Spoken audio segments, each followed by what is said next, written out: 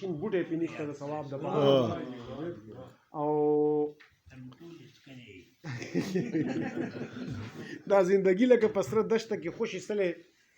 چېرته کې شین بوټی پې نشته د ثواب دپاره او وایز ګونګی دی اورېدونکي ټول د سیل مې کاڼه وایز ګونګی دی اورېدونکي ټول د سیل مې کاڼه محفل برخاست دی پاتې څوک دي د خطاب دپاره او لکه د خس پکې غوپه شي خو ډوبېږي چېرته لکه د خس پکې غوپه شي خو ډوبېږي چېرته او سعید پیدا دی د حالاتو د ګرداب سعید صاحب ته ملتمس یم چې خپل کلام راته شریک کړي سعید صاحب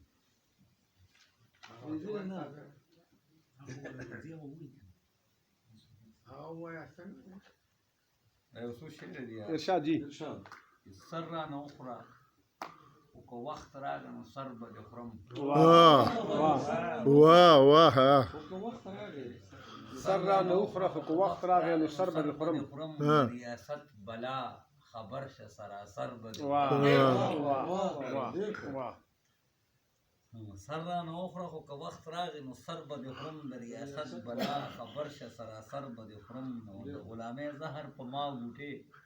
خدا مې واوره په ما ګوټې خدا مې واوره په ما ګوټې خدا مې واوره زه هغه مال یم چې په ژبه او په سر به دې واه جي واه غلامۍ زهر په ما ګوټې خدا مې واوره زه هغه مال یم چې په ژبه او په سر به دې خورم و ای اخري ټینګدکه ای اخري ټینګدکه لار و هسا مړو لار و هسا مړو بوه کله تیاره کې به دې خورم کله په واه جي واه ای اخري ټینګدکه لار و هسا مړو بوه کله تیاره کې به دې خورم کله په لمر به دې خورم او د رنجو زغرو کې نغښتي پې ولاړ خالونه د رنجو زغرو کې نغښتي پې ولاړ خالونه د یار د زنې سره ډېر څه په هنر واه د یار د زنې سره ډېر څه په هنر د رنجو زغرو کې نغښتي پې ولاړ خالونه د یار د زنې سره ډېر څه په هنر به دې غورم او د بغاوت قسمه د رنجو زغرو کې نغښتي پې ولاړ خالونه د یار د زنې سره ډېر څه په هنر به دې خورم او د بغاوت قسمه هغه لمحه لرې نه ده د بغاوت قسمه هغه لمحه لرې نه ده د دې فرعون نظام د هر غلام په سر به دې خورم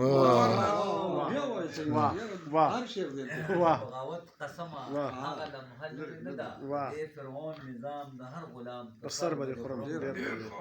ډېر اعلی شي امریت د سنگین تیغه زه قامي شعور یم د امریت د سنگین تیغه زه قامي شعور یم لکه د زنګ در پورې نښتې یم جوهر به دې خورم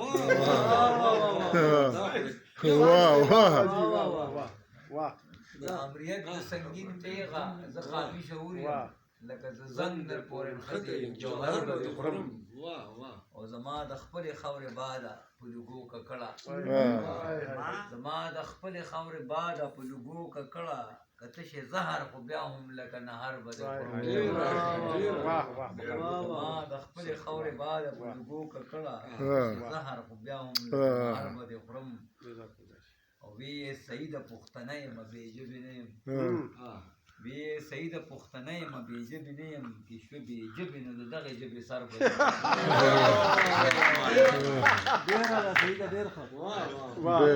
واه سعید صاحب ډېر